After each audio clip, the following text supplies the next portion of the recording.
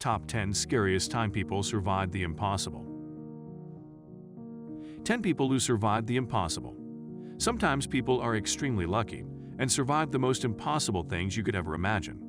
We've always been fascinated by stories of people who have somehow survived dangerous events. But we've also heard countless stories of events that led to the loss of great men and women. Wouldn't it be great if everyone was as fortunate as these survivors of the impossible? Hey guys, and welcome back to another episode of Stay Wise. In today's video, we're going to take a look at the 10 people who survived the impossible. Don't forget to smash that like button and subscribe to our channel if you haven't yet. Alright, then let's dive in. Number 10. Angela Hernandez. Little stray animals running on roads have always caused trouble and lead to major accidents. Angela Hernandez was on our way to Southern California. That was when a little animal showed up on the highway and Angela swerved her car over not to hit it, while trying not to hurt the animal. She unfortunately hurt herself and her SUV swung off the edge of a cliff and crashed. She fell about 200 feet below on a rocky beach.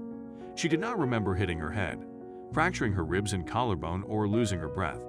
Though every bone in her body hurt, she somehow broke the window, jumped into the water, and swam until she reached the shore.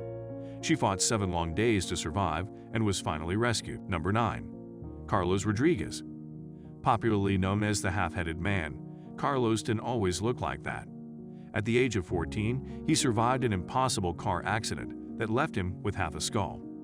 He smashed his head in the accident, and the doctors had to remove a significant portion of his brain and skull to save his life, which is why his head looks like that. Fortunately, he hasn't lost any of his mental functions despite the procedure. The fact that he can do pretty much everything a full-head man can do gives him a place on this list. The human brain is truly incredible. Number 8. And back at home. This Swede radiologist was skiing merrily, but had to face an unfortunate accident in May 1999. And back at home lost her balance while skiing and fell into an icy river, under which she was trapped for 80 minutes. Though she managed to find an air pocket to keep breathing, her body had become so frozen that she suffered a circulatory arrest and became a victim of extreme hypothermia. It's a potentially lethal condition where the body loses heat faster than can be generated. By the time and his friends could drag her out, her temperature had dropped at 13.7 degrees Celsius. Her vital signs were so low that she was clinically dead. However, the doctors managed to pump in blood and revive her. Number 7. Anatoly Gorski. This former Russian scientist is one of those few individuals who survived the impossible. While working with a particle accelerator, Anatoly Gorski was directly struck by an intense particle beam due to the failure of the safety mechanism. Shortly after the exposure, his face swelled up beyond recognition, and his skin began to peel, revealing his bone and brain tissues that were burnt by the beam.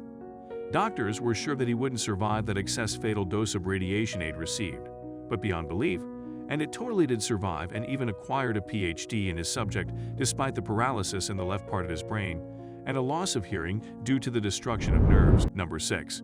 Franois Sellick. Meet the world's unluckiest lucky man, folks, often called so. This Croatian man is known for his incredible luck. Franois Sellick has had 7 near-death experiences, all of which he survived. Finally, he survived with a broken arm and minor cuts from a train accident that drowned 17 people in 1962. A year later, the door of a plane he was flying in blew away and killed 19 people. But Sellick, who was blown off the aircraft, was lucky enough to land on a haystack with minor injuries. He later survived 2 bus accidents, a car fire, and finally a car crash, which caused his car to explode. But our mainframe survived by hanging onto a tree. The people gave him his nickname, "What You Won an Enormous Lottery," in 2003 after his near-death incidents. Who would think that a man could be that lucky? Number 5. Sullivan. Now look at another unlucky but lucky man. This Guinness World Record holder is nicknamed the Human Lightning Conductor. Sullivan was a U.S. park ranger who is known to have survived lightning attacks 7 times. Yes, in 7 different incidents between his childhood and adult days. Sullivan survived a lightning despite suffering burns in his right leg and toes the first time, his eyebrows, lashes, and hair the next time. It didn't end there though. In 1970, he survived another incident where he was struck on his shoulder, and he also later got struck and burnt his left leg and toes. Number 4. Duncan. It's impossible for someone to survive being run over by a train, but this guy did. Truman Duncan's survival is one of strong will. In June 2006, the railroad engineer from Clever and fell off the front of a moving train car and was swept underneath the wheels, cut off his legs, and sliced through the bone of his pelvis. Despite that, he was daring enough to dial 911 and call the police for help. Following the rescue, he went through 23 surgeries, at the end of which his left leg was amputated at the hip, and his right leg was amputated above the knee. The doctors were shocked because he was cut in two, but still survived. Number 3. Morrow Pressberry. This former Italian police officer and part-time Olympic pentathlete is most well known for his 9-day survival in the world's largest hot desert, the Sahara. Being a keen endurance runner, Morrow Pressberry took part in the 1994 Marathon of the Sands in Morocco. Some say this is the toughest athletic event on Earth, because not only does one have to run as fast as possible when during the scorching sun, but there's also the danger of getting lost in one of the most forbidding places on the planet. So Pressberry was the one who experienced the severity of this sport, when an 8-hour sandstorm caused him to lose his way. In his attempts to survive, he had to drink his urine and even bat blood to quench his thirst. When it has finally passed without any sign of rescue, he attempted to commit suicide by slitting his wrists with a penknife he had, but even that did not let him die, since his blood wouldn't drain out as it thickened due to severe dehydration. Finally, he discovered a group of nomads at a smaller oasis on the 9th day too, was eventually rescued and treated. Number 2. Asena Velovic. This Serbian flight attendant holds the Guinness World Record to date for surviving the highest fall without any aid.